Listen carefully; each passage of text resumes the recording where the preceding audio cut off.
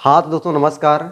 एक बार फिर से आप सभी लोगों का आपके अपने प्यारे YouTube channel physics with concept पर दिल खोल करके हार्दिक स्वागत और अभिनंदन है। तो दोस्तों आज की इस शानदार जानदार क्लास में हम सभी लोग चैप्टर नंबर 2 वैध फ्लक्स तथा गॉस की प्रमेय के बहुविकल्पी प्रश्न जितने भी हैं हर एक प्रश्न का यहाँ पे सॉल्यूशन देखने वाले हैं। तो आज की क्लास में दोस्तों आप सभी लोगों को बहुत ही मज़ा आने वाला है। निकाल लीजिए कॉपी और पेन और हो जाइए तैयार हर एक क्वेश्चंस का मज़ा लेने के लिए। दोस्तों क्वेश्चंस आपके सामने आएंगे, ऑप्शन भी रहेंगे।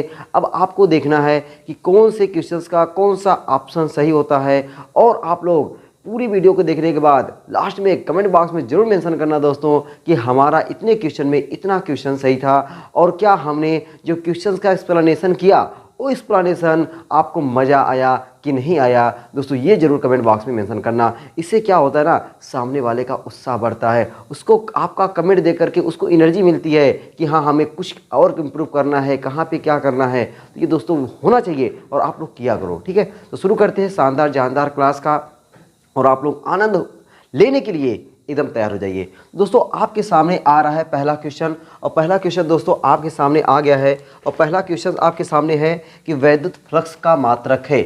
वैद्युत फ्लक्स का दोस्तों मात्रक है, ये क्वेश्चन है और आपके सामने 4 ऑप्शन दिए गए हैं कि आपको बताना है इसमें से कौन सा ऑप्शन सही है। अब दोस्तों मैं क्या करने वाला हूँ, आपको सीधा ऑप्शन नहीं बताने वाला हूँ। अब वैद्युत फ्लक्स के बारे में पूरी कहानी पूरी निचोड़ आपके सामने रखने वाला हूं ताकि वैद्युत फ्लक्स के बारे में इतनी बढ़िया तरीके से जान जाएं कि तब वैद्युत फ्लक्स से रिलेटेड कोई भी क्वेश्चन आए आपको वो दोस्तों आप छोड़ो ना। भली से दोस्तों ये वीडियो थोड़ी सी लॉन्ग हो जाए वो टेंशन मत लो। बस ये अपने क्या है ना कि कोशिश ये रहती है कि थोड़े से क्वेश्चंस के थ्रू बहुत ढेर सारा कंटेंट आपके सामने रखा जाए। तो दोस्तों पहले नंबर पे है वैद्युत फ्लक्स। तो हम लोग समझते हैं पहले वैद्युत फ्लक्स होता क्या है। वैद्युत फ्लक्स तो दोस्तों इलेक्ट्रिक फ्लक्स या वैद्युत फ्लक्स देखो क्या होता है, जिसे मान लो कि ये कोई अपना काल्पनिक पृष्ठ है, काल्पनिक सरफेस है, इमेजिनरी सरफेस है। इस इमेजिनरी सरफेस से जितना number of electric field line pass करती हैं, जितना वैद्युत बल रेखाएं पास करती हैं, उन्हीं संख्याओं को हम लोग क्या बोलते हैं, वैद्युत फ्लक्स बोलते हैं। ये कोई दोस्तों काल्पनिक पृष्ठ है, इस काल्पनिक पृष्ठ से जितनी वैद्युत बल रेखाएं गुजर जाएं, जितनी वैद्युत बल रेखाएं पास हो जाएं, उसी वैद्युत बल रेखाओं को हम लोग क्या बोलते हैं, वैद्युत फ्लक्स बोलते हैं। अब दोस्तों वैद्युत फ्लक्स का सिंबल होता है फाई ई। इसको क्या बोलते हैं, फाई ई। फार्मूला होता है दोस्तों वेक्टर ई डॉट वेक्टर ए। अब तो दोस्तों आप यहाँ पे तुरंत समझ गए होंगे कि फाई ई अदिश राशि है कि फाई ई सदिश राशि है। आपको दोस्तों पता है जब दो सदिशों का अदिश गुणा होता है, जब दो सदिशों का, यहाँ पे ये भी सदिश है ये भी सदिश है, जब दो सदिशों का अदिश गुणा होता है तो अपने को क्या मिलता है, अदिश मिलता है। तो फाई ई कैसी राशि है, अदिश राशि है। ठीक है, अच्छा एक लाइन और इसको मैं कर दूं तो फाई ई इक्वल टू क्या हो जाएगा, ई ए कॉस थीटा। क्या हो जाएगा, phi E equal to E A cos theta. जहाँ पे दोस्तों थीटा क्या है, जो थीटा है वह वेक्टर ई और वेक्टर ए के बीच का एंगल है। Theta is the angle between vector E and vector A. अब दोस्तों यहाँ से अब फाई ई का यूनिट निकालना आपके लिए आसान हो गया है। अब यूनिट देखो, मैंने ई का पिछली क्लास में, पिछली वाली जो वीडियो एक नंबर की आई थी ना, उसमें दोस्तों आपने देखा था ई का मात्रक। ई का मात्रक दोस्तों मैंने आपको तीन मात्रक बताया है, उसमें से 2 मात्रक आपको तो हमेशा याद होना ही चाहिए। तो पहला ई का जो मैंने यूनिट बताया था वह फार्मूला लिखा था E equal to F upon Q naught. F जो होता है फोर्स होता है, बल होता है, बल का मात्रक होता है न्यूटन। क्यू नॉट चार्ज है, चार्ज का मात्रक होता है दोस्तों कुलाम, न्यूटन पर कुलाम। और दूसरा मैंने दोस्तों आपको बताया था E equal to delta V upon delta X. जो डेल्टा वी है दोस्तों वो है विभवांतर, विभवांतर का मात्रक होता है वोल्ट, और डेल्टा एक्स डिस्टेंस है, डिस्टेंस का मात्रक होता है मीटर, तो वोल्ट पर मीटर। ये दोस्तों 2 मात्रक हमने आपको बताया था, एक न्यूटन पर गुलाम, दूसरा वोल्ट पर मीटर। अब दोस्तों यहाँ पे अगर हम लोग ये मात्रक रखते हैं ई का, तो ई के प्लेस पर क्या हो जाएगा, न्यूटन पर कुलाम, ए के प्लेस पर मीटर स्क्वायर। तो पहला मात्रक क्या मिल गया, न्यूटन मीटर स्क्वायर पर कुलाम। दोस्तों दूसरा मात्रक जो हो जाएगा, दूसरा मात्रक क्या हो जाएगा, ई की जगह पे वोल्ट पर मीटर और ए की जगह पे मीटर स्क्वायर। एक मीटर कैंसिल हो जाएगा तो अपने को मिलेगा वोल्ट मीटर। तो दोस्तों ये मात्रक दोनों याद रहेंगे ना अपने को। तो दो मात्रक कौन हो गए, न्यूटन मीटर स्क्वायर पर कूलम, वोल्ट मीटर। अगर दोस्तों आपको ये मात्रक नहीं याद हो पा रहे हैं, कोई दिक्कत नहीं है, कोनो परेशानी नहीं है, लेकिन दोस्तों आपको ये फार्मूला याद होना चाहिए। ये फार्मूला याद रहेगा तो यहाँ से आप मात्रक ना बड़े प्यार से निकाल लोगे। ठीक है, ये तो हो गया मात्रक। मात्रक के साथ दोस्तों आपके लिए इंपॉर्टेंट है इसका डायमेंशन, इसका बीमा। इसका बीमा क्या होता है, इसका डायमेंशन क्या होता है। डायमेंशन देखो, न्यूटन का बीमा होता है mL/t-2, मीटर स्क्वायर का होता है L2 अपान सी क्या है, कूलम का AT। अब AT जब ऊपर आ जाएगा तो क्या हो जाएगा, ये mL3, देखो L1 L2, यहाँ पे L3 हो जाएगा mL3t-3 -2, पहले से +1 ऊपर गया -3 A-1। तो आपने क्या देख लिया, मात्रक देख लिया, बीमा देख लिया। उसके बाद दोस्तों हम लोग बताएं अभी ये कैसी क्वांटिटी है। तो दोस्तों क्वांटिटी की बात करें तो ये आपकी स्केलर क्वांटिटी है, अदिश राशि है। कैसी क्वांटिटी है, अदिश राशि है। ठीक, इतनी बातें हो गई। अब दोस्तों एक और चीज़ आपके बारे में एग्जाम में पूछता है कि वैद्युत फ्लक्स धनात्मक कब होता है और वैद्युत फ्लक्स ऋणात्मक कब होता है। तो दोस्तों जैसे मान चलो ये अपना कोई काल्पनिक पृष्ठ है और इस काल्पनिक पृष्ठ से अगर वैद्युत बल रेखाएं उस पृष्ठ से बाहर की तरफ निकलेंगी तो वहाँ पे अगर किसी पृष्ठ से वैद्युत बल रेखाएं बाहर की ओर निकल रही हैं, किसी पृष्ठ से वैद्युत बल रेखाएं बाहर की तरफ निकलती हैं तो वैद्युत फ्लक्स जो होता है वह क्या होता है, पॉजिटिव होता है। पॉजिटिव कब होगा, जब वैद्युत बल रेखाएं बाहर निकलेंगी। क्यों, क्योंकि दोस्तों अगर बाहर निकल रही हैं इसका मतलब है कि अंदर कोई प्लस चार्ज होगा, प्लस चार्ज होगा तभी तो वैद्युत बल रेखाएं बाहर निकलती हैं।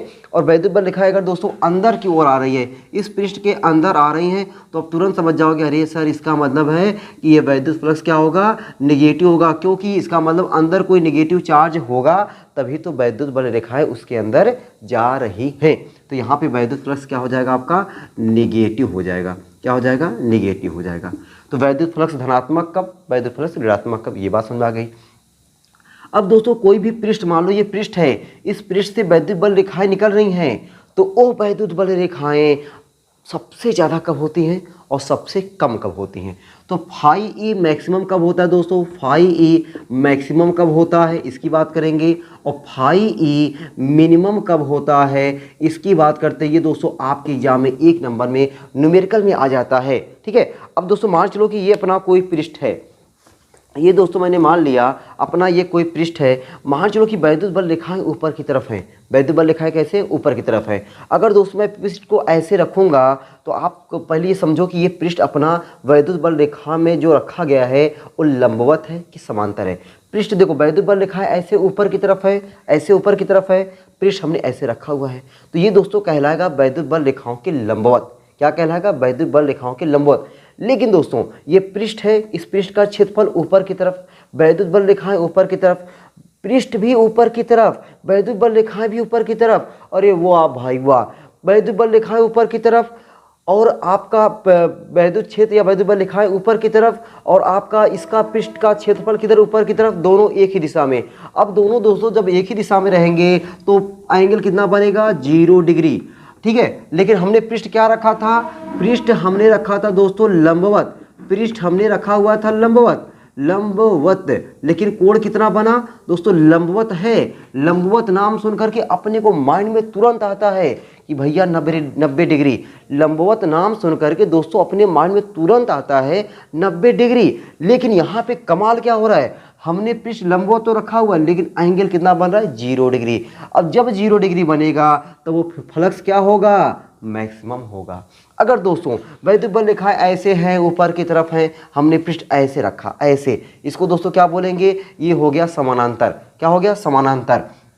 तो हमने पृष्ठ क्या रखा है, समांतर रखा हुआ है। अब पृष्ठ समांतर रखेंगे तो एंगल कितना बनेगा, वैद्युत बल रेखाएं ऊपर की तरफ, पृष्ठ का क्षेत्रफल ऐसे इधर की तरफ या मेरे मुंह की साइड ऐसे, पृष्ठ का क्षेत्रफल इधर, वैद्युत बल रेखाएं उधर। अरे भैया एंगल बन गया 0 क्या 90 डिग्री। समानांतर नाम सुनकर के 0 डिग्री आता है, लेकिन यहाँ पे क्या हो गया, 90 डिग्री हो गया। ठीक है। तो आपको दोस्तों ये समझना है, अगर पृष्ठ, ये बस ऐसे माइंड में रखना कि वैद्युत बल रेखाएं ऊपर की तरफ है, पृष्ठ हमने ऐसे रखा तो लंबवत हो गया, ऐसे हमने रख दिया समानांतर हो गया, ऐसे रखा लंबवत, कोण कितना बना 90 डिग्री, तो 90 डिग्री कोण कितना बना 0 डिग्री, पृष्ठ हुआ लंबवत, तो वहां पे फ्लक्स क्या हो जाता है अधिकतम। और ऐसे हमने पृष्ठ रख दिया तो हो गया पृष्ठ समानांतर और कोण कितना बना 90 डिग्री और फ्लक्स क्या हो जाएगा मिनिमम, मतलब कौनो फ्लक्स नहीं गुजरेगा, ठीक है ना। तो ये दोस्तों रहा फ्लक्स के बारे में पूरी कहानी। इससे ज़्यादा दोस्तों और फ्लक्स के बारे में क्या हो सकता है और देख लो जरा। मान चलो दोस्तों ये कोई बंद पृष्ठ है, ये दोस्तों कोई बंद पृष्ठ है, ये बंद पृष्ठ है, इसके अंदर हमने रखा कोई वैद्युत द्विध्रुव, इसके आवेश है -Q और +Q। तो अब पूछेगा इससे कितना फ्लक्स गुजरेगा। तो दोस्तों आपको पता है अगर माइनस आवेश है तो उसके अंदर आएंगे वैद्युत बल रेखाएं, अंदर आएंगी, और प्लस है तो उससे दूर जाएंगी। तो जितना अंदर आएंगी उतना दूर जाएंगी।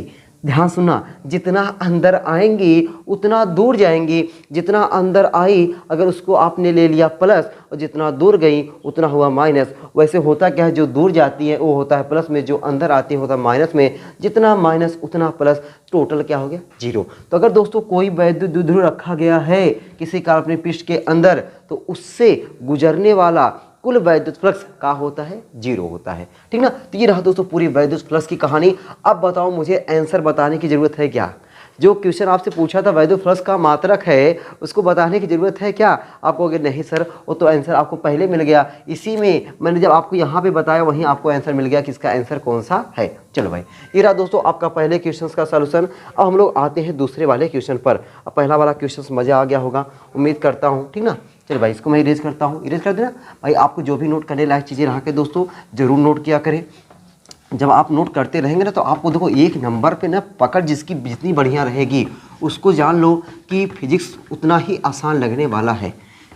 अब आते हैं दोस्तों दूसरे क्वेश्चन पर, और दूसरे क्वेश्चन का भी देखेंगे। अगर एक्सप्लेनेशन ज़्यादा जरूरत देने लायक रहेगी तभी देंगे, नहीं तो हर क्वेश्चन का इतना एक्सप्लेनेशन थोड़ी मिलेगा, इतना एक्सप्लेनेशन हर क्वेश्चन का नहीं है।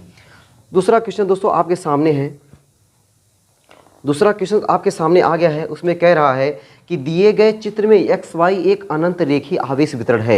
एक्स वाई क्या है दोस्तों? एक अनंत रेखीय आवेश वितरण है। बिंदु P तथा Q चित्र में दिखाया गया है। बिंदु P तथा Q पर वैद्युत क्षेत्र की तीव्रताओं का अनुपात पूछ रहा है। दोस्तों इसमें समझो बहुत ही प्यारा सा क्वेश्चन है और बहुत ही आसान सा क्वेश्चन है। ये है दोस्तों अनंत लंबाई का कोई रेखीय तार, ठीक है। और यहाँ पे आपको पॉइंट दिया है, यहाँ पे पॉइंट है P और यहाँ पे पॉइंट है Q। और P की डिस्टेंस दोस्तों क्वेश्चन वाला आपको दिया है कि भैया ये डिस्टेंस है आपका स्मॉल a, ठीक है। तो कह रहा है कि बताओ इस P पर कितना इलेक्ट्रिक फील्ड आएगा, इस Q पर कितना इलेक्ट्रिक फील्ड आएगा और दोनों का रेशियो क्या होगा वही आपसे पूछ रहा है। तो दोस्तों ये गॉस की प्रमेय का एक अनुप्रयोग आपने सीखा हुआ है और गॉस की प्रमेय का पहला ही अनुप्रयोग है कि ये अनंत लंबाई का कोई क्या है, ये कोई तार है और इस तार को दोस्तों यूनिफॉर्मली चार्ज दिया गया है। मान लो चार्ज +Q दिया गया है, -Q भी दे सकते हैं, लेकिन हम चाहते हैं हम और ये भी चाहते हैं कि हम और आप हमेशा पॉजिटिव बने रहें, पॉजिटिव चार्ज दे दिया। अब दोस्तों इससे स्मॉल r डिस्टेंस पर यहाँ पर जो वैद्युत क्षेत्र की तीव्रता का फार्मूला आता है दोस्तों, ये फार्मूला याद होना चाहिए कि यहाँ बिंदु P है, मान लो इस बिंदु P पर वैद्युत क्षेत्र की तीव्रता का फार्मूला होता है 1/4 पाई एप्सिलॉन नॉट 2 लैम्डा/r, 2 लैम्डा/r। दोस्तों यहाँ पे ये है एप्सिलॉन नॉट की वैल्यू दोस्तों आपको पता होनी चाहिए 8.85 × 10⁻⁻12 कूलाम स्क्वायर पर न्यूटन मीटर स्क्वायर, ठीक है। लैम्डा को दोस्तों हम लोग बोलते हैं रेखीय आवेश घनत्व। क्या बोलते हैं? रेखीय आवेश घनत्व। क्या बोलते हैं? रेखीय आवेश घनत्व। और आर तो दोस्तों अपना डिस्टेंस है।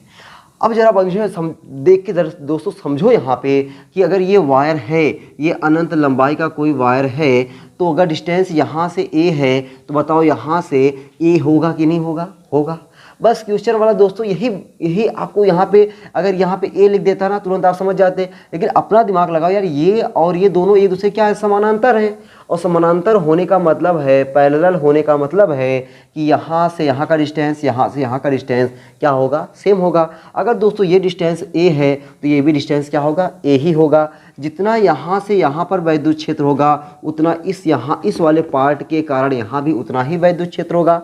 अंतर तो होगा नहीं, एकदम नहीं होगा। तो अगर दोस्तों मैं P की बात करूं तो EP क्या हो जाएगा, 1/4 pi epsilon not 2 lambda upon r की जगह पे a लिख दो। अच्छा EQ कितना हो जाएगा, EQ दोस्तों 1/4 pi epsilon not 2 lambda upon a हो जाएगा। अब बताओ दोनों वैल्यू अगर सेम है, दोनों वैल्यू अगर दोस्तों सेम है तो इनका जो रेशियो आएगा यानी EP/EQ कितना आएगा, आप तुरंत कर करिए सर, 1/1 आएगा, यानी 1:1 आएगा, 1:1 आ जाएगा। तो ये रहा दोस्तों आपका दूसरे क्वेश्चंस का सॉल्यूशन, ठीक ना। अब आते हैं दोस्तों अगले क्वेश्चन पर। तीसरा क्वेश्चन है दोस्तों, एल भुजा के घन के केंद्र बिंदु पर एक आवेश प्लस क्यों रखा है, घन के एक तल से निर्गत वैद्युत फ्लक्स है। दोस्तों घन की बात कर रहा है, ठीक ना, किसकी बात कर रहा है, क्वेश्चन थर्ड में घन की बात कर रहा है। तो पहले मैं आपके सामने एक प्यारा सा खूबसूरत सा घन बनाता हूँ। देखो ये दोस्तों है घन, इसको क्या बोलेंगे हम लोग, घन बोलेंगे। ये अपना घर नहीं बन गया भाई, घन बन गया, घन, ठीक ना, क्यूब बोलते हैं इसको, ठीक ना, एक क्यूब अपना बन गया। अब कह रहा है कि इसके किसी एक सतह पर, दोस्तों यहाँ पे अगर आप देखोगे तो टोटल 6 सतह आपको पूरी तरीके से अच्छे से नहीं दिख पाएगा। कैसे, देखो यहाँ देखो, ये जो मैं कलर कर दिया पहला सतह है, ये है दूसरा सतह है, और ये है आपका तीसरा सतह, ये है आपका चौथा सतह। पांचवा दोस्तों ये वाला जो मैंने क्यूब बनाया, जो स्क्वायर बनाया, ये पांचवा वाला, और ये वाला जो मैंने बनाया ये है आपका छठा वाला। आप दोस्तों जिस रूम में पढ़ते हो, मान चलो दोस्तों वो रूम है आपका, रूम में पढ़ रहे हो, तो रूम को अगर देखोगे ना, एक तो जहाँ बैठे होगे जिसको बोलते हैं आप लोग, मान चलो कि फर्श हो गया, फर्श के ऊपर छत हो गया, 2 हो गया, जिधर बैठोगे इसके सामने वाला तीसरा, इधर वाला चौथा, 4 हो गए, 1 2 आपका ये 3 और ये आपका 4, एक सामने वाला 5 और एक इधर वाला 6। तो दोस्तों पूरे 6 सतह होंगे, ठीक ना, कितने सतह होंगे, 6 सतह। अगर आप रूम में बैठे होगे, देख लो अपनी बुक उठा के देख लो, उस पर भी 6 सतह हैं। तो उसी तरीके से दोस्तों ये घन है, उसमें कितने सतह होते हैं, 6 सतह होते हैं। तो किसी एक सतह से, तो दोस्तों आपको पता है जो गॉस थ्योरम, जो गॉस की प्रमेय बताती है, गॉस की प्रमेय बताती है कि कोई भी काल्पनिक पृष्ठ हो, उससे होकर गुजरने वाला वैद्युत फ्लक्स क्या होता है, उस पृष्ठ के अंदर कितना चार्ज है, उस पृष्ठ के अंदर कितना आवेश है, बटा एप्सिलॉन नॉट। इसका मतलब है दोस्तों कि जो चार्ज है वह क्यूब के अंदर रखा गया है, क्यूबॉइड के अंदर रखा गया है, कि कोई गोला के अंदर रखा गया है, किसी बेलन के अंदर रखा गया है, किसी शंकु के अंदर रखा गया है, कौनो फर्क नहीं पड़ता। वो फर्क किससे पड़ता है कि कितना उसके अंदर आवेश है, कितना उसके अंदर चार्ज है, उस पर फर्क पड़ता है। तो बताओ अब यहाँ पे भुजा पर कोई फर्क नहीं पड़ेगा। तो लेकिन पूछ रहा है अच्छा पूरे सतह से, ये पूरे सतह से गुजरने वाला वैद्युत फ्लक्स है, लेकिन अपने यहाँ क्वेश्चन में क्या पूछ रहा है, एक सतह से, एक फलक से, एक सतह से, एक फलक से, भैया टोटल 6 सतह से इतना, तो एक सतह से क्या हो जाएगा, तो दोस्तों एक सतह से हो जाएगा Q/6 एप्सिलॉन नॉट, मतलब 6 से भाग दे दो। अगर 2 सतह से कहता Q/2 एप्सिलॉन नॉट आ जाता, ठीक ना। तो कहने का मतलब एक सतह से पूछ रहा है Q/6 एप्सिलॉन नॉट, ये आपका आंसर, जो आपका ऑप्शन है वही आंसर आपका क्या हो गया, ये सही हो गया। तो तीसरा क्वेश्चन समझ में आया ना। बस ये गॉस की प्रमेय याद होना चाहिए, किसी काल्पनिक पृष्ठ से होकर गुजरने वाला वैद्युत फ्लक्स कुल चार्ज का 1/एप्सिलॉन नॉट होता है। तो यहाँ पे एक सतह से पूछ रहा था, टोटल 6 सतह से पास किया इतना, एक सतह से 6 से भाग दे दो, 6 से भाग दे दो। चले भाई, ये दोस्तों हो गया आपका तीसरा क्वेश्चन।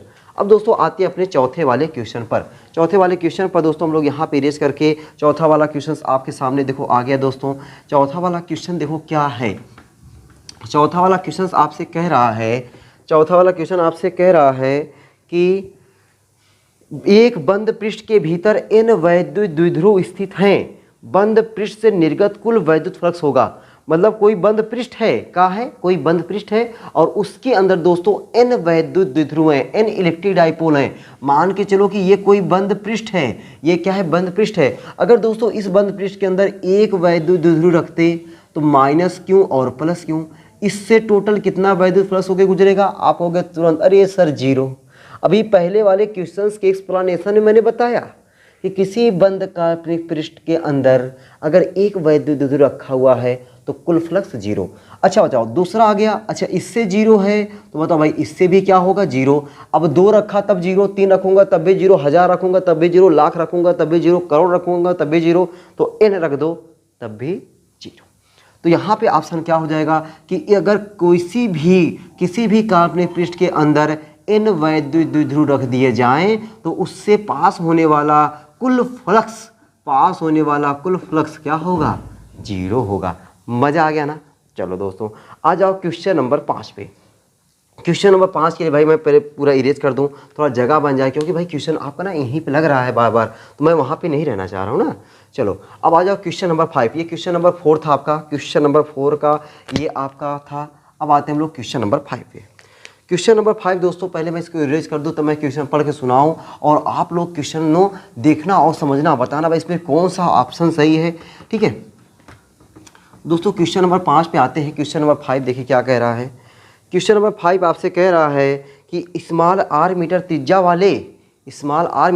वाले खोखले गोले के केंद्र पर क्यों कूलाम का आवेश रखा है। यदि गोले की त्रिज्या दोगुनी कर दी जाए तथा आवेश का मान आधा कर दिया जाए तब गोले के पृष्ठ पर कुल वैद्युत फ्लक्स कितना होगा। दोस्तों ये देखो, मान चलो कि ये कोई है गोला, ये है कोई गोला, इस गोले के अंदर आवेश रखा गया है, क्यों। अब दोस्तों अब अगर आवेश क्यों रखा गया है तो इस गोले से कितना फ्लक्स पास होगा। तो अकॉर्डिंग टू गॉस थ्योरम ने बताया कि किसी भी सतह से, किसी भी पृष्ठ से कितना वैद्युत फ्लक्स पास होगा, ये डिपेंड करता है कि उसके अंदर आप कितना चार्ज रखे हो, उसके अंदर कितना चार्ज रखे हो। तो चार्ज है यहाँ पे क्यों अगर चार्ज रहेगा तो इतना फ्लक्स होके पास होगा। लेकिन यहाँ पे कह रहा है क्यों कूलाम का आवेश रखा है, यदि गोले की त्रिज्या दोगुनी कर दी जाए। अब बताओ यहाँ पे कहीं त्रिज्या ऊर्जा आ रहा है, कहीं त्रिज्या डायमीटर कुछ आ रहा है, कुछ नहीं आ रहा है। तो भैया त्रिज्या चाहे दोगुनी करो तुम, चाहे 4 गुनी करो तुम, चाहे तुम कुछ भी कर डालो, लेकिन उससे गुजरने वाले फ्लक्स पर कौनो परिवर्तन होने वाला नहीं है। जबकि तथा आवेश का मान आधा कर दे, हाँ आवेश पर डिपेंड करता है। आवेश का मान आधा कर दोगे तो फ्लक्स क्या हो जाएगा, आधा। आवेश का मान दोगुना कर दोगे फ्लक्स हो जाएगा दोगुना। आवेश का मान 4 गुना कर दोगे फ्लक्स का मान हो जाएगा 4 गुना। तो भैया यहाँ पे आवेश की जगह पे आप क्यों की जगह पे आपने क्या कर दिया, Q/2 कर दिया, तो फ्लक्स क्या हो जाएगा, अब फ्लक्स हो जाएगा Q की जगह पे Q/2, तो फ्लक्स क्या हो गया, अब आधा हो गया। आवेश आधा फ्लक्स आधा, आवेश दोगुना फ्लक्स दोगुना। वाह भाई क्या बात है, मजा आ गया ना। तो पृष्ठ पर गुजरने वाला कुल वैद्युत फ्लक्स दोस्तों ये हो जाएगा, ठीक ना। तो वही गॉस की प्रमेय, प्यारी सी प्रमेय है, और उसी प्रमेय पे देखो क्वेश्चन भर भर के आता है एग्जाम में।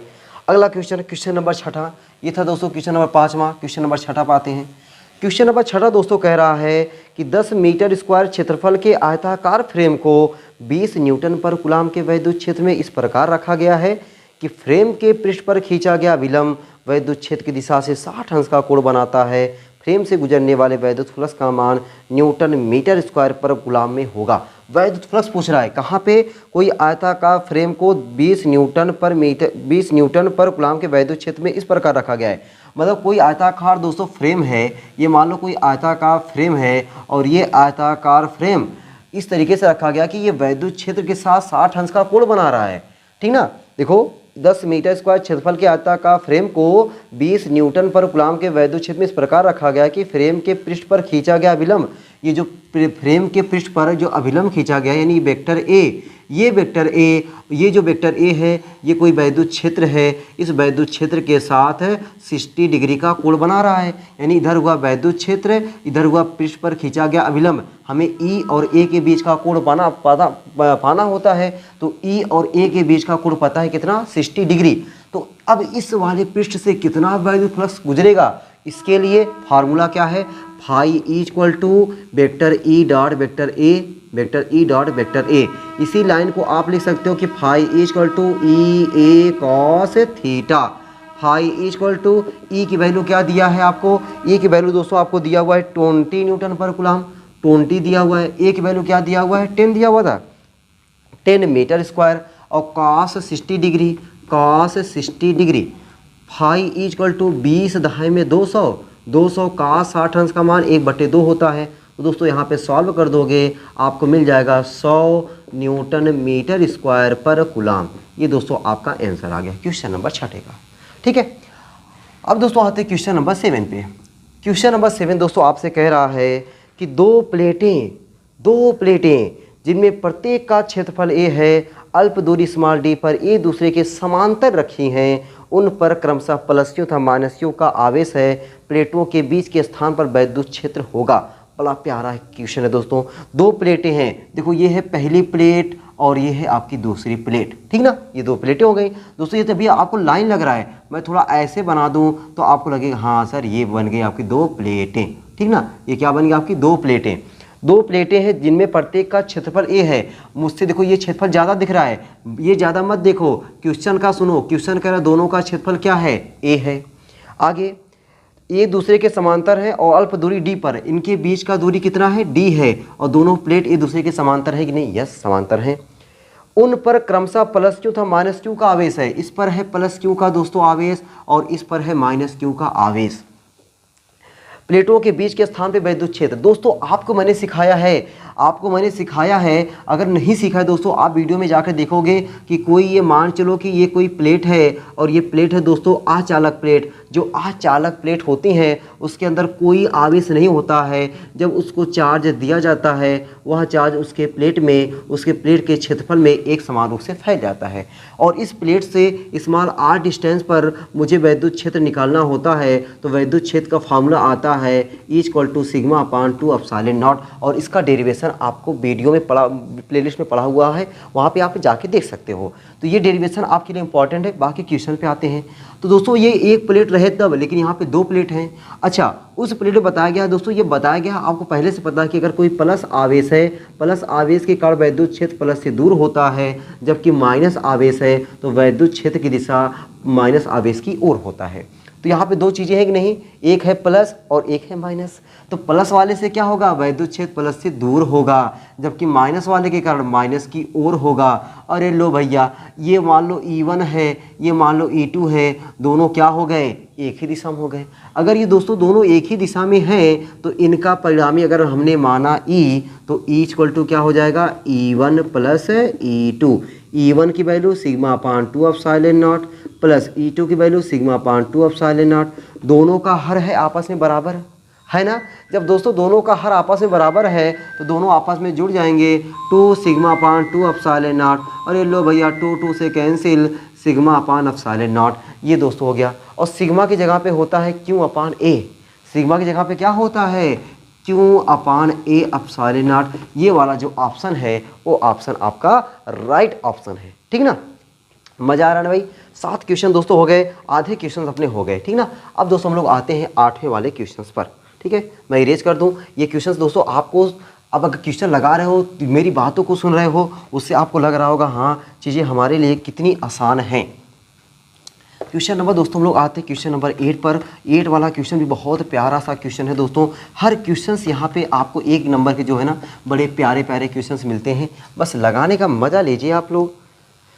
क्वेश्चन नंबर 8 दोस्तों कह रहा है कि एक समान आवेशित गोलीय कोश के पृष्ठ पर वैद्युत क्षेत्र की तीव्रता 10⁴ न्यूटन पर कूलम है। कोश के केंद्र से इसके व्यास के बराबर दूरी पर वैद्युत क्षेत्र की तीव्रता होगी। दोस्तों यहाँ ध्यान से समझिएगा, एकदम बहुत ही आसान है चीज़ें यहाँ पे। क्वेश्चन नंबर 8, एक समान आवेशित गोलीय कोश। दोस्तों मान लो ये कोई गोलीय कोश है, मैं यहाँ पर लिख दूँ पहले, आपका ये क्या है, गोलीय कोश है। तो दोस्तों गोलीय कोश हो, आगे आपको यही क्वेश्चन मिल जाएगा। गोलीय कोश को खोखला गोला बोला जाता है। गोलीय कोश को दोस्तों हम लोग दूसरा नाम क्या बोलते हैं, खोखला गोला। खोखला गोला। अब खोखला गोला चाहे चालक हो चाहे अचालक हो, चालक रहेगा तब भी, अचालक रहेगा तब भी इसको आवेश देंगे, वह आवेश इसके आउटर सरफेस पर, इसके बाहरी पृष्ठ पर यूनिफॉर्मली एक समान रूप से डिस्ट्रीब्यूट हो जाता है। ठीक ना। और दोस्तों एक चीज़ और, चाहे गोली कोष हो, चाहे खोखला गोला हो, या चाहे आपका गोलीय चालक हो, गोलीय चालक हो, गोलीय चालक या गोलीय ठोस चालक, गोलीय ठोस चालक, गोलीय ठोस चालक, जब इन तीनों बातें दोस्तों एक ही हैं, चाहे आप गोलीय कोष बोलो तब भी बात एक ही है, खोखला गोला बोलो, दोनों तो मतलब ही एक ही होता है। लेकिन यहाँ पे गोलीय ठोस चालक दूसरा चीज़ होता है, लेकिन उसको भी आवेश देंगे तब भी आवेश उसके बाहरी पृष्ठ पर एक समान रूप से फैल जाएगा। क्यों दोस्तों, जो चालक होता है उसके अंदर कुछ ना कुछ आवेश होता है, कुछ ना कुछ आवेश होता है।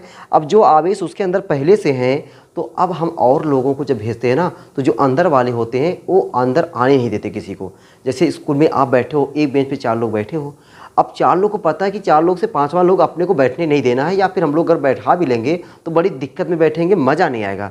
तो क्या कोई आता है, हम लोग उसको बैठने देते हैं? नहीं बैठने देते होगे, भगा देते होगे, तुरंत उसको पहली फुर्सत में उसको रवाना कर देते होगे। ठीक है, जाओ पीछे कहीं बैठ लो, जाओ आगे कहीं बैठ लो, कोई और देख लो। ठीक है, हाँ जब एकदम अत हो जाता है, चलो भाई कहीं नहीं मिला, एक लड़का केवल खड़ा है, चलो भाई किस तरीके से कंप्रोमाइज़ कर ले, वो बात अलग है। लेकिन कहीं ना कहीं आपने क्या किया, उसको बाहर का रास्ता दिखाया।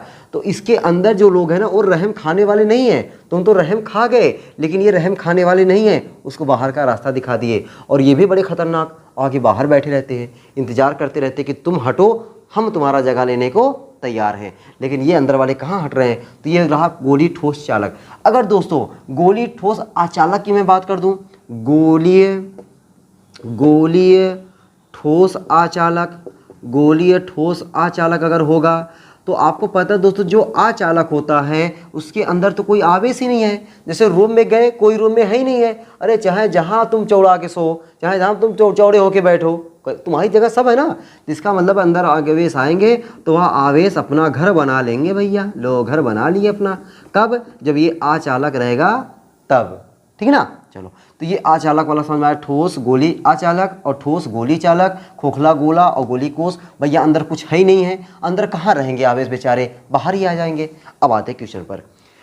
तो कह रहा है कि ठोस एक समान आवेशित गोली कोष के पृष्ठ पर वैद्युत क्षेत्र की तीव्रता, पृष्ठ पर दोस्तों एक होता है पृष्ठ पर, एक होता है पृष्ठ के बाहर और एक होता है पृष्ठ के अंदर। तो अगर दोस्तों ये गोली कोष या खोखला गोला या गोली ठोस चालक रहेगा, उसके यहाँ पर वैद्युत क्षेत्र की तीव्रता equal to K Q upon small R square होता है। कब, जब यहाँ से दूरी स्मॉल आर हो तब। अच्छा, ये पृष्ठ पर दोस्तों होता है equal to K Q upon capital R square. कब, जब इसकी त्रिज्या कैपिटल आर हो तब। और दोस्तों अंदर तो कोनो आवेश ही नहीं है, अंदर तो कोई आवेश ही नहीं है। जब अंदर कोई आवेश ही नहीं है तो वैद्युत क्षेत्र की तीव्रता क्या हो जाएगी, बोलो क्या हो जाएगी, 0। क्यों, क्योंकि अंदर कोई आवेश ही नहीं है, अंदर कोई आवेश ही नहीं रहेगा तो वैद्युत क्षेत्र की तीव्रता क्या हो जाएगी, 0। जबकि पृष्ठ पर के क्यू अपान आर स्क्वायर और पृष्ठ के बाहर K Q upon small R square. तो क्वेश्चन के अकॉर्डिंग आपको वैद्युत क्षेत्र की तीव्रता कहाँ पे दिया हुआ है, पृष्ठ पर, यानी आपको ये वैल्यू दिया है। क्वेश्चन वाला कह रहा है कि भाई आपको के equal to K Q upon R square और ई की वैल्यू आपको दिया हुआ 10⁴ के क्यू अपान आर स्क्वायर। अब आगे पृष्ठ पर बात करें ना, हाँ तो पृष्ठ पर बात करेगा तो कैपिटल आर स्क्वायर हो जाएगा, कैपिटल आर स्क्वायर। तो यहाँ क्या बना देंगे हम लोग, कैपिटल आर स्क्वायर। अब आगे कह रहा है कि कोष के केंद्र से इसके व्यास के बराबर दूरी पर, अब बताओ व्यास के बराबर, अभी आर को व्यास में ले जाना है तो क्या हो जाएगा, ये के क्यू अपान 2 आर का होल स्क्वायर। अब बताओ वैद्युत क्षेत्र की तीव्रता कितनी हो जाएगी, हमने मान लिया ई डैश। अब यही ई डैश की वैल्यू निकाल देना है। तो ई डैश इक्वल टू क्या हो जाएगा, के क्यू अपान 4 आर स्क्वायर, और के क्यू अपान आर स्क्वायर की वैल्यू क्या है, 10⁴। तो ई डैश इक्वल टू 10⁴/4।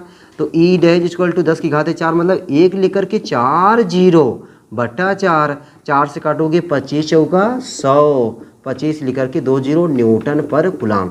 ये भाई आपका रहा आंसर। ठीक ना। तो दोस्तों आपको पता है कि इस तरीके से हम लोग क्या करते हैं कि जो ई है वह आर पर डिपेंड किया, आर क्या हो गया, 2R हो गया, 2r मतलब 4r स्क्वायर, तो 4 से केवल डिवाइड कर दो, बस आंसर आ गया। सिंपल सी बात। लेकिन कहानी पूरी इतनी मुझे बतानी पड़ी ताकि आपको ये सब बातें भेजे में आपके घुस सके, ठीक ना। अगला क्वेश्चन आते हैं दोस्तों, क्वेश्चन नंबर 9। ठीक है, क्वेश्चन नंबर 9 पहले मैं इरेज कर दे रहा हूँ। ठीक है, क्वेश्चन नंबर 9 पे आता हूँ। ये रहा आपका क्वेश्चन नंबर 8। अब दोस्तों ये क्वेश्चन नंबर 8 जो बताया हूँ ना, इसी टाइप का भी आपको कम से कम एक क्वेश्चन और मिलने वाले हैं, 1 से 2 क्वेश्चन और मिलने वाले इसी एकदम टाइप के। तो क्वेश्चन नंबर दोस्तों आपका 9 आपके सामने आ गया है। 2 सेंटीमीटर त्रिज्या के एक गोले पर 2 माइक्रोकुलाम आवेश है, जबकि 5 सेंटीमीटर त्रिज्या के दूसरे गोले पर 5 माइक्रोकुलाम आवेश है। गोलों के केंद्रों से 10 सेंटीमीटर की दूरी पर वैद्युत क्षेत्रों का अनुपात होगा। देखो भाई एकदम दोस्तों इसी टाइप का है सवाल। 2 सेंटीमीटर त्रिज्या का कोई खोखला गोला है, या कोई खोखला नहीं बता रहा है, गोला है और इस पर 2 माइक्रोकुलाम का आवेश है, 2 माइक्रोकुलाम का आवेश है और 2 सेंटीमीटर इसकी त्रिज्या है। जबकि दोस्तों कोई दूसरा गोला है और इसकी त्रिज्या है 5 सेंटीमीटर और इस पर आवेश कितना दिया गया है, 5 माइक्रोकुलाम का आवेश दिया गया है, 5 माइक्रोकुलाम का आवेश दिया गया है। कह रहा है कि गोलों के केंद्रों से 10 सेंटीमीटर की दूरी पर, इसके केंद्र से 10 सेंटीमीटर, इसके भी केंद्र से 10 सेंटीमीटर, मान लो यहाँ पे कोई बिंदु P है, यहाँ से भी 10 सेंटीमीटर, यहाँ से भी 10 सेंटीमीटर। गोलों के केंद्रों से 10 सेंटीमीटर की दूरी पर वैद्युत क्षेत्रों का अनुपात कितना होगा। तो मान लो ये है गोला A, ये है गोला B। तो गोले A के कारण P पर वैद्युत क्षेत्र की तीव्रता, बताओ भाई ये बाहर है कि नहीं, एकदम बाहर है। बाहर रहेगा तो फार्मूला अभी मैंने बताया ना, प्यारा सा फार्मूला बताया ना, KQ/r², KQ/r²। दोनों का r सेम है, चलो भाई बढ़िया हो गया। तो क्यों अलग अलग है, तो यहाँ हो जाएगा क्यों की जगह पे 2 माइक्रोकुलाम अपान r²। अच्छा EB क्या हो जाएगा दोस्तों, EB आपका हो जाएगा K × 5 माइक्रोकुलाम। माइक्रोकुलाम लिखो चाहे मत लिखो, मैं माइक्रोकुलाम हटा ही देता हूँ, बटे वही डिस्टेंस अगर लिखना चाहते लिख लो भैया, r² जगह पे 10 सेंटीमीटर का स्क्वायर। तो यहाँ पे r² पर मैं लिखा K × 5 बटे 10 सेंटीमीटर का स्क्वायर।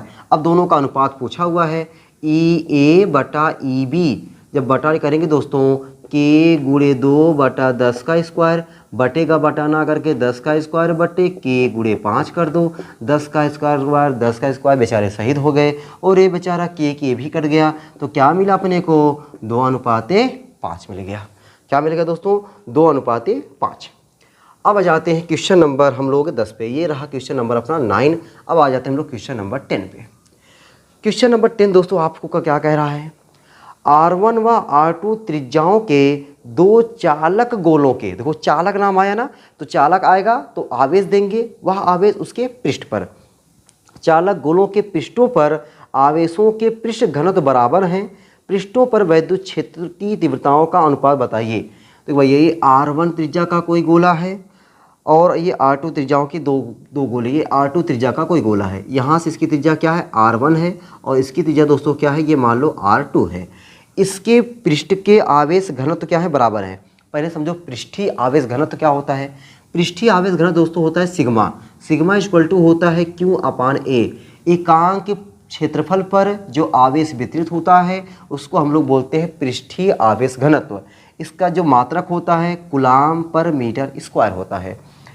तो अब ये दोनों, इसका भी सेम है, इसका भी सेम है। इसका मतलब है जो इस पर आवेश है वही इस पर आवेश है, जो इनका एरिया है वही इनका एरिया है, दोनों लोग का एरिया भी सेम है। ठीक है, तो इसके पृष्ठ पर वैद्युत क्षेत्रों का अनुपात पूछ रहा है। तो मान लो भैया ये है आपका 1 पहला गोला, ये है आपका दूसरा गोला। तो पहले गोले के पृष्ठ पर वैद्युत क्षेत्र की तीव्रता मान लो E1 है। तो E पृष्ठ पर वैद्युत क्षेत्र की तीव्रता क्या होता है, KQ/r², तो R1²। अब दोस्तों अपने को Q को क्या करना है, सिग्मा के टर्म में चेंज करना है। और Q को सिग्मा के टर्म में चेंज करने के लिए अभी मैंने फार्मूला बताया कि सिग्मा = होता है Q/A। तो Q क्या हो जाएगा, सिग्मा A। Q क्या हो जाएगा, Q हो जाएगा सिग्मा A। क्रॉस मल्टीप्लाई कर दो भैया, Q क्या हो जाएगा, सिग्मा A। तो मैं क्या लिख दूँ, E1 = K और Q की जगह पे सिग्मा A/R1²। तो अब एक जगह पे एरिया, तो एरिया जब हम लिखेंगे और इस बताओ गोले का पृष्ठीय क्षेत्रफल क्या होता है, 4πr²। तो के इंटू सिग्मा इंटू 4 पाई R1² अपान R1²। लो भैया R1 कैंसिल हो गया, तो E1 इक्वल टू क्या मिला, के इंटू सिग्मा इंटू 4 पाई। अब बताओ भैया जरा, जो इसमें आया कह रहा है कि जो सिग्मा इस पे है वही सिग्मा इस पे है, जो सिग्मा मैं क्यों हटा ही देता हूँ और क्यों जगह मैंने क्या लिख दिया सिग्मा, जो सिग्मा इस पे है वही सिग्मा इस पे है। मैं नहीं कह रहा हूँ, क्वेश्चन वाला कह रहा है। इसका मतलब दोनों का सिग्मा सेम, दोनों का के सेम। 4 पाई तो वैसे ही नियतांक है, तो जे वैल्यू ये आया है। अगर E2 लिखो, E2 अगर मैं निकालूंगा वह भी क्या आएगा, के इंटू सिग्मा इंटू 4 पाई। अब बताओ दोनों का रेशियो क्या हो जाएगा, तो आप सर मुस्कुराते हुए आप जवाब दोगे कि E1 अनुपाते जो E2 आएगा वह 1:1 आ जाएगा। ठीक है ना। चलो भाई, ये रहा दोस्तों आपका क्वेश्चन नंबर 10। अब दोस्तों हम लोग आते हैं क्वेश्चन नंबर 11 की तरफ। इसको मैं इरेज कर दूं, चलो भाई इरेज करता हूँ। ये देखो, ये मैंने इरेज कर दिया। क्वेश्चन नंबर 11 दोस्तों आपके सामने आ गया है। और मैंने बताया ना कि अब आने वाले 2-3 क्वेश्चंस आपको जो मैं बता रहा हूँ ना, ये तो फार्मूला पर बता दिया, एकदम उसी फार्मूले की तरह ही क्वेश्चंस लगेंगे। अब देखो अगला क्वेश्चन देखोगे, तुरंत मुस्कुराते हुए जवाब दे दोगे। और अगर मुस्कुराते हुए जवाब नहीं दे पाए दोस्तों, फिर बेकार इतना देर तक वीडियो देखना कि आपने इतना देर तक देखा, इसका मतलब कुछ नहीं समझ पाया अगर ये जवाब नहीं दे पाए तो। आवेश का एक खोखला गोला वैद्युत क्षेत्र उत्पन्न नहीं करता। देखो आवेश का दोस्तों कोई खोखला गोला है। अब दोस्तों खोखला गोला चाहे चालक हो चाहे अचालक हो, जब खोखला है तो इसका मतलब इसके अंदर कुछ नहीं है। आवेश आएगा, वह आवेश इसके बाहरी पृष्ठ पर एक समान रूप से फैल जाएगा। जो आवेश आएगा वह आवेश इसके बाहरी पृष्ठ पर एक समान रूप से फैल जाएगा। इसके बाहरी पृष्ठ पर यहाँ पर वैद्युत क्षेत्र की तीव्रता equal to K Q upon small R² होता है। इसके पृष्ठ पर दोस्तों कितना होता है, कि क्यू अपान कैपिटल R² होता है। जबकि अंदर किसी आवेश के ना होने के कारण, अंदर वैद्युत क्षेत्र की तीव्रता का होता है, 0 होता है। अब बताओ ऑप्शन, किसी आंतरिक बिंदु पर सीधा मिल रहा है ऑप्शन, वही सही है। बाकी और ऑप्शन पे क्यों दिमाग लगा रहे हो, बताओ 5 मीटर से अधिक दूरी पर। अब बताओ गोला क्या है, कैसे क्या है, 5 मीटर हम कहाँ समझेंगे। सीधा हम जानते हैं कि आंतरिक बिंदु पर कुछ नहीं होता है, पृष्ठ पर इतना होता है और बाहर इतना होता है। सीधा सा जवाब हो गया। क्वेश्चन नंबर दोस्तों 11 के बाद तुरंत नंबर आता है क्वेश्चन नंबर 12 का। क्वेश्चन नंबर 12 आपके सामने कह रहा, एक वैद्युत रोधी स्टैंड पर रखे 10 सेंटीमीटर त्रिज्या के चालक खोखले गोले। देखो खोखला गोला की बात कर रहा है कि ये कोई खोखला गोला है, चालक खोखले गोले। और चालक खोखले गोले को जब आवेश दोगे, वह आवेश उसके बाहरी पृष्ठ पर एक समान रूप से फैल जाएगा। तो पूछ क्या रहा आपसे कि खोखले गोले की सतह पर वैद्युत क्षेत्र की तीव्रता 10 न्यूटन पर कूलाम है। भैया यहाँ पर इसके पृष्ठ पर सतह पर क्या है, 10 न्यूटन पर कूलाम है। तो E इक्वल टू जो आप लिखते हो के क्यू अपान कैपिटल R², इसकी वैल्यू दिया है 10 न्यूटन पर कूलाम दिया है। कह क्या रहा है, और ले भाई क्या रहा है कि गोले के केंद्र पर वैद्युत क्षेत्र की तीव्रता। अब बताओ अंदर अगर ये चालक खोखला गोला है तो का इसके बाहरी अंदर तो कोई आवेश है नहीं है। जब आवेश, जहाँ आवेश नहीं वहाँ वैद्युत क्षेत्र नहीं। वाह भाई गजब, जहाँ आवेश नहीं वहाँ वैद्युत क्षेत्र नहीं। हो गया भाई आंसर आपका। तो क्या हो जाएगा ब्रह्मा का 0। आ जाओ भाई 13 वाले क्वेश्चन पर। 13 वाले क्वेश्चन में दोस्तों क्या कह रहा है, एक आवेशित गोलीय चालक में वैद्युत क्षेत्र। आवेशित गोलीय चालक है दोस्तों, चालक जब भी रहेगा तब उसको आवेश दोगे, वह आवेश उसके बाहरी पृष्ठ पर एक समान रूप से फैलेगा। देखो यही सवाल बार बार आ रहा है ना इसी टाइप का, इसलिए मैं फिगर बार बार बना रहा हूँ। इसके बाहर दोस्तों यहाँ पर वैद्युत क्षेत्र की तीव्रता equal to K Q upon small R²। इसके पृष्ठ पर वैद्युत क्षेत्र की तीव्रता equal to K Q upon capital R²। जबकि अंदर का होता है वैद्युत क्षेत्र की तीव्रता 0 होता है। तो आपसे कह रहा है गोले के भीतर 0 होता है, बात तो सही है भैया, तथा गोले के बाहर भी 0 होता है। और बकवास कर दिया, पहले तो बात सही लिखा था, अगवा गलत कर दिया। गोले के भीतर 0 होता है, बहुत सही, तथा गोले के बाहर दूरी बढ़ने के साथ कम होता जाता है। ठीक है, गोले के अंदर 0 होता है, बाहर दूरी बढ़ने के साथ कम होता जाता है। सही है, एकदम बात सही है। क्या इससे बेटर भी कोई ऑप्शन है क्या, चेक कर लेते हैं। गोले के भीतर शून्य होता है, एकदम बात सही है, तथा गोले के बाहर दूरी के वर्ग के साथ कम होता जाता है। ये उससे भी बढ़िया है, बेटर है, एकदम पूरा एक्सप्लेनेशन ही कर दिया कि गोले के अंदर शून्य होता है और गोले के बाहर दूरी अगर दूरी बढ़ेगा तो दूरी का वर्ग बढ़ेगा, दूरी के वर्ग के साथ, देखो दूरी के वर्ग के साथ कम होता जाता है। ये दोस्तों और उससे भी ज़्यादा बेटर ऑप्शन है ये। और देख लेते हैं, गोले के भीतर अधिकतम, अरे भैया गोले के भीतर अधिकतम कहाँ होता है, गोले के भीतर न्यूनतम होता है, और कितना होता है, 0। तो ये ऑप्शन आपका रहेगा क्वेश्चन नंबर 13 का सी। ठीक है, अब आ जाते हैं दोस्तों आज का last question, question number 14, question number 14।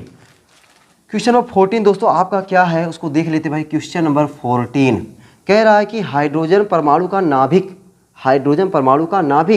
10⁻⁻15 metre त्रिज्या का गोला है। नाभिक के पृष्ठ पर वैद्युत क्षेत्र की तीव्रता होगी। मान लो ये कोई त्रिज्या है और कितने का गोला है, ये 10⁻15 मीटर त्रिज्या का खोखला गोला है। इसके पृष्ठ पर, तो दोस्तों आपको पता है पृष्ठ पर वैद्युत क्षेत्र की तीव्रता Q/R²। कैपिटल R की वैल्यू दिया 10⁻15, तो K की वैल्यू 9 × 10⁻9। हाइड्रोजन दोस्तों जो होता है, हाइड्रोजन को हम लोग लिखते हैं 1H1। इसका मतलब उसके अंदर एक इलेक्ट्रॉन या और एक प्रोटॉन है, एक इलेक्ट्रॉन और एक प्रोटॉन है, तो एक इलेक्ट्रॉन एक प्रोटॉन है, तो उसके अंदर जो आवेश होगा 1.6 × 10⁻19 हो जाएगा। तो 1.6 × 10⁻19 कूलाम बटे R की वैल्यू 10⁻15 का होल स्क्वायर। तो दोस्तों इसी को सॉल्व करते चलो, 16 9 144 एक अंक में दशमलव गुणे 19 में से 9 गया 10⁻10 इंटू 15 दूनी 30 -30 ऊपर आ जाएगा +30 हो जाएगा, +30। तो क्या आ जाएगा 14.4 × 10⁻20, 14.4 × 10⁻20, 14.4 × 10⁻20 न्यूटन पर कूलम। यही ऑप्शन आपका सही है, ठीक ना। तो दोस्तों ये रहा पूरे 14 के 14 क्वेश्चन जो चैप्टर नंबर 2 वैद्युत फ्लक्स तथा गॉस की प्रमेय के। उम्मीद करता हूँ कि आज की क्लास में जो भी 14 क्वेश्चन बताया गया है उस 14 क्वेश्चन को दोस्तों हमने लगाना तो सीखा है, साथ ही साथ उसके थ्रू यानी इसके जरिए हमने जो चैप्टर पे अपनी पकड़ थोड़ा बहुत कम रही होगी वो पकड़ और भी मजबूत हुआ होगा।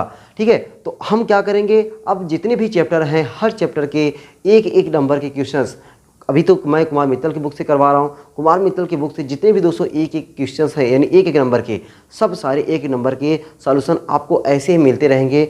बस आप लोग हर एक क्वेश्चंस को अटेम्प्ट करिए, देखिए कौन से क्वेश्चन में दोस्तों आपको डाउट आ रहा है, उस डाउट को भेजिए, उस डाउट को कमेंट बॉक्स में मेंशन करिए ताकि उसकी एक से अलग वीडियो बनेगी और उस अलग वीडियो में जितने भी आप कमेंट किए रहेंगे उस कमेंट का हर एक क्वेश्चंस का फिर से सॉल्यूशन बताया जाएगा कि उस सॉल्यूशन का वो आंसर क्यों है, उस पर बात करेंगे, ठीक ना। तो आज की क्लास यहीं तक रखते हैं, फिर मिलते हैं आपको अगली क्लास में। आप लोग ऐसे ही हंसते रहिए, मुस्कुराते रहिए, पढ़ाई लिखाई को शानदार धुआंधार ज़बरदस्त तरीके से करते रहिए। चलते हैं दोस्तों, फिर मिलते हैं आपको अगली क्लास में, तब तक के लिए सबको बाय बाय, टाटा, जय हिंद।